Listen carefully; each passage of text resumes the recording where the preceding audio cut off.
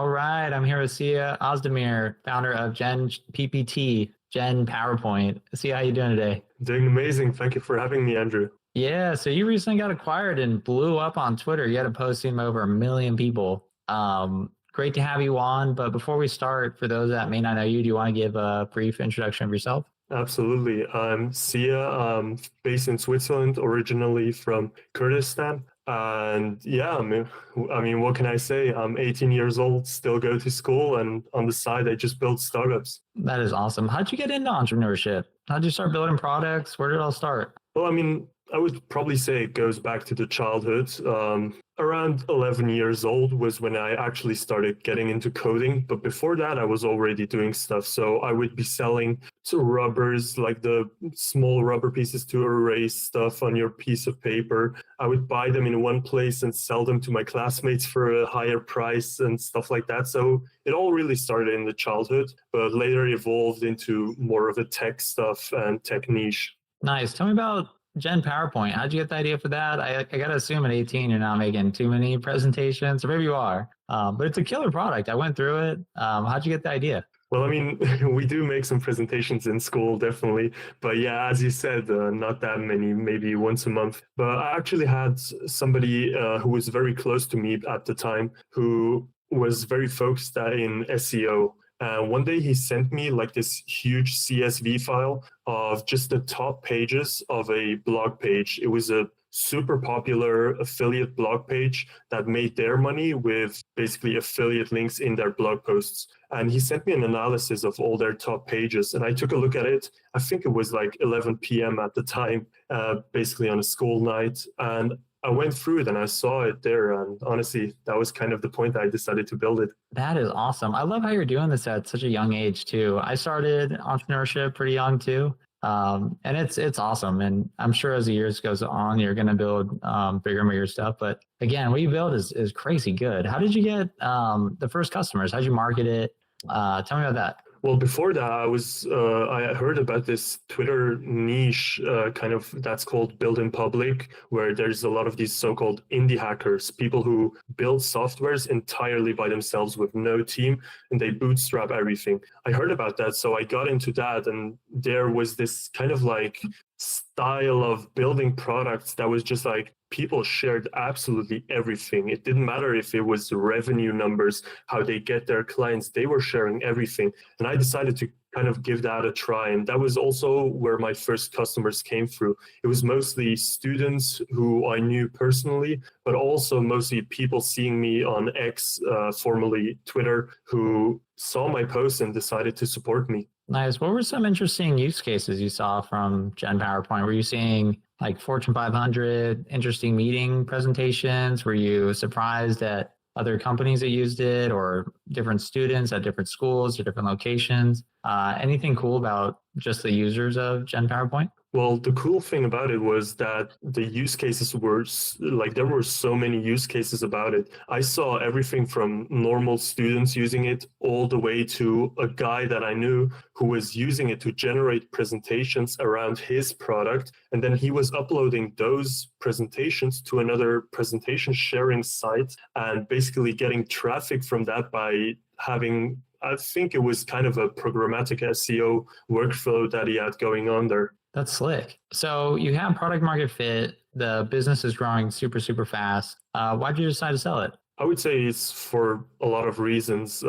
There was one reason that I haven't publicly talked about yet. So this is the first time I'm actually talking about it, but my health was a huge reason in why I sold it. I had lots of problems with health during the time that I built it because I focused way too much on actually building it rather than caring about other stuff like my own social life, for example. Mm-hmm. I was building 14 hours, 16 hours every single day. And that kind of got me bad to a point where I was once actually in the hospital as well because I shipped so much. But yeah, apart from that, it was honestly just the decision of like, hey, I want to do the next thing. I want to do something new and potentially also something that's way bigger than what I was currently at the moment doing. I think that's smart that you recognize that, entrepreneurship is really hard. And, for a lot of people, I've seen situations where the business is doing well, but for one reason or another, the founder just can't continue. and then the business trails off, revenue declines, and you're not able to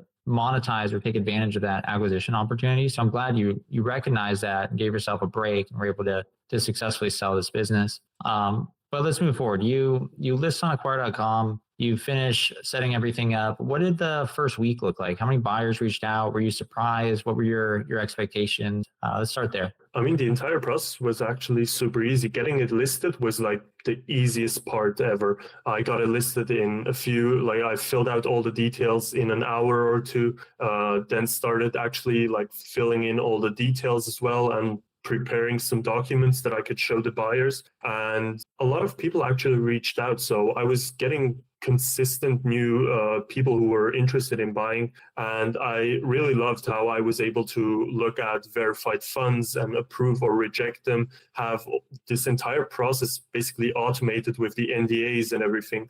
So I definitely had a lot of people reaching out, and I also talked to a lot of those people. Nice. What were some common questions that buyers had? Were they interested in the product most or the revenue or both? How did those initial calls go? Well, a lot of people, obviously a lot of people were very interested in revenue numbers, especially like what it's going to look like in the future. For any potential dips, they obviously asked about why did it dip here or why was it high here? So those were kind of the questions that were asked, but also they asked about the customer base. So who's your target audience and kind of like, who are you making the most money with? So I guess the two main categories were, is this a sustainable business? And the other question is more about like, is there a potential to increase revenue in here? That makes a lot of sense. So the buyer that you ended up moving forward with, was there anything that stood about what they offered or maybe the relationship you had built with them? What made you pick the buyer to move forward with and sell the business to? Well, the guy I ended up selling to is actually an indie hacker himself, who's very active on X as well. I've seen some of his posts and talked to him a couple of times. And what kind of got me to decide to go with him rather than someone else was just the speed that he worked with. With him, I was able to quickly get everything done. And he was also like very good to work with in terms of selling the entire thing. Nice. I think that's important. Just your confidence in the buyer in terms of being able to close and being able to move quickly and just, getting along with them. So it sounds like you're both on the same page. You're both indie hackers. I see great acquisitions when just the buyer and the seller are aligned. Tell me about due diligence though. So you get a letter of intent, you sign that, now you move into due diligence. What did that look like? How long did it take? Any surprises or headaches? I know it's not the funnest thing to do, but how did that process go? I mean, doing my due diligence on the buyer was fairly easy, to be honest. He obviously had a public Twitter page. So for me, it was absolutely easy. I was just able to hop on Twitter and scroll down his timeline and see basically everything that he's doing, that he's done in the past. And that made it super easy. And then what about the transferring of assets when you moved over the billing account and the buyer was reviewing the financials and the product? How did that process go and how long did that take? That was also super smooth. The entire transfer of assets and everything, I think took less than 3 days or 2 days, something like that. It was super, super quick. We moved from Acquire to their partner. It's escrow.com, I think. Yep. And it made it so easy. I mean, we also had this support agent that was emailing us, super quick responses and everything. So it was so easy to get everything done. Super friendly people as well. And everything was automated. I really liked this. So you had the LOI that both were able to sign, and then it tells you everything step by step. So like, don't transfer assets yet, wait for him to make the escrow payment. And then you see all the status and you see all the updates about it. I really love that. And it was super quick. That's awesome. I love to hear that. If you were giving advice to another founder looking to sell their business, what were the 3 main learnings given that you've been through an acquisition? What 3 pieces of advice would you give another founder looking to get acquired? Well, the first And I think the best piece of advice that I would give is to prepare as many documents as possible to make everything clear and to structure their own business in a way where they can transfer all the assets as easily as possible and as quickly as possible. This not only makes it easier for them to sell and get to the selling point quicker, but it also makes it so much easier for the buyer as well. The second thing I would probably say is that kind of goes hand in hand with what I just said of organizing your business. But the second thing I would probably say is optimize your taxes. Obviously, I'm not sure about other countries, but here in Switzerland, if you just sell your business and you just pocket that money through a sole proprietorship or something like that, you're paying heavy taxes on that. So I would probably recommend any founder who's thinking about selling to make sure they look into all the tax stuff beforehand, because once the money flows, tax is already set. And the last piece of advice is probably to use a service like Acquire. I couldn't imagine it doing myself, especially with all the legal stuff involved. So yeah, just my honest advice. Love it. Those are great piece of advice. Definitely, preparing everything in advance. I think that's huge, because the more serious you can look in front of buyers, the more you're going to maximize acquisition for sure. And then, taxes are a big part of selling a business. You can pay, potentially millions in taxes. So looking that up in advance is also, really great advice. And then Acquire as well. I'm a little biased there though. What did you do to celebrate the acquisition? Did you do anything fun when you closed? Did you go out and buy anything? You don't have to go into too much detail here, but did you do anything fun? Well, I haven't tweeted about this yet, but I think I'm going to say this on the podcast. So the very first thing, and I already announced this, the very first thing I did was I called up my bank and I told them, hey, I want to buy a bunch of gold. This was more of just like an investment for me. But honestly, to me, it's still kind of a fun thing, being able to buy this amount of gold and just like going in there, because I did call them. But after that, I went into the shop and I told them, hey, I want to buy this amount of gold. And they just looked at me in shock. And the lady there was like, do you work in IT or something? And I was like, yeah, kind of.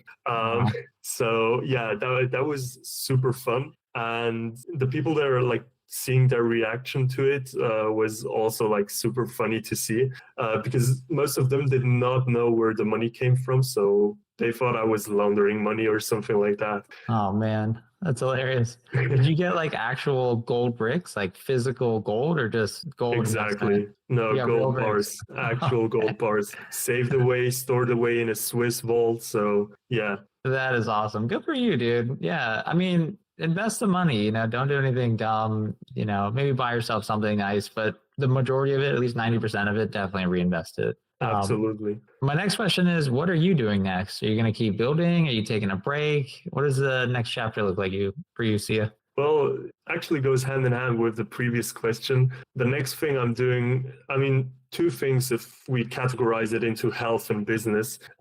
First thing, obviously health. I also bought a new gym membership at a high-end gym in my area. Well done. That was also pretty nice. They also have a basketball court and everything. So it's super awesome being able to go and train there. But also what I did for me personally is I bought myself a Range Rover. There you go. I haven't posted about this yet, but it's actually being prepared for me at the car dealership right now. They're cleaning everything up, doing some checks on it so they can give me all the papers freshly made. And then I'm doing my driver's license because I don't have my driver's license yet. Nice. Exactly. And after that, now I'm working on two things at the moment. The first thing is I'm already building my next SaaS, which is going to be something I'm working on with another person. It's going to be kind of a side project, to be honest. It's going to be called generate-ads.com. And it's just, as the name already suggests, it's just going to be an AI that helps people generate ads. So I'm staying within the AI niche.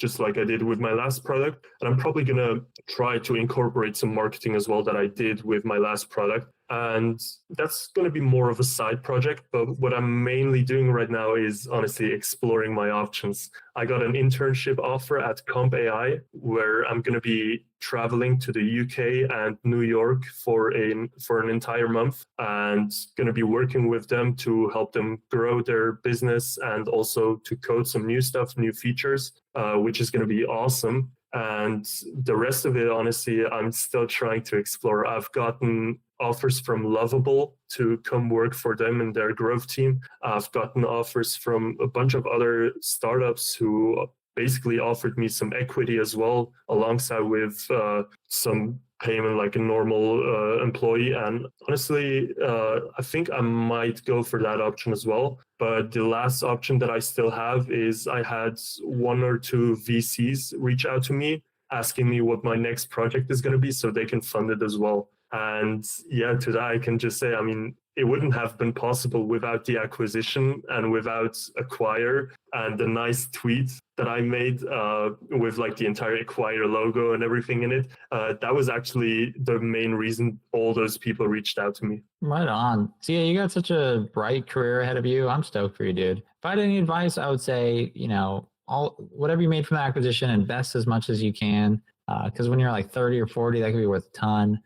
Keep building, maybe build another company, swing bigger, and then take your time. Every time I had sold a company, I would move into something really, really quick. Like with my biggest acquisition, I was actually in due diligence. I was building another company during that time.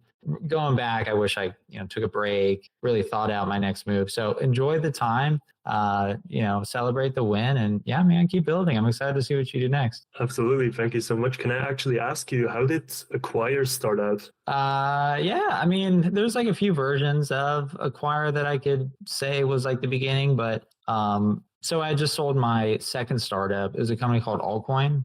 It was a decentralized cryptocurrency exchange. This was like 7 years ago. And I didn't know what to do next. And so I was looking at, potentially buying SaaS businesses. I was, consulting for different startups. I actually became a chief revenue officer at this startup. Their name was Spit. I helped build their, sales process, marketing strategy. I was there for about a year because I didn't know what I wanted to do, if I wanted to start another company. So I was just like you, I was kind of dabbling everything. I had good offers. Should I start another company? Should I buy small SaaS businesses? So I started MicroAcquire completely on the side while I was CRO at this company. Ran it for free for like a year, completely in the background. I had like tons of users. No one knew I was running it. And then eventually I said, hey, I need to, quit and go all in on this company.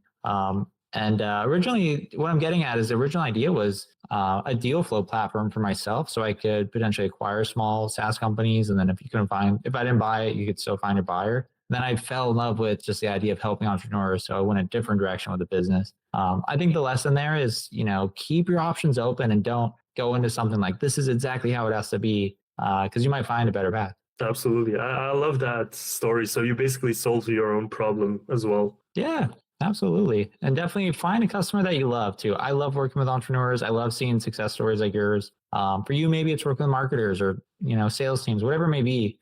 Figure out what customer you love to serve and build a product around that. That sounds amazing. That's awesome advice. Right on, Sia. So thanks so much for coming on the podcast. If people want to follow more of your journey online, where can they find you? Absolutely. They can find me on X. My name over there is Siyabend. And otherwise, I'm also available on LinkedIn as well, where it's just Siyabend Özdemir. I'll put that in the show notes. All right, Sia. Thanks so much for coming on the podcast, and congrats again on the acquisition. Thank you for having me.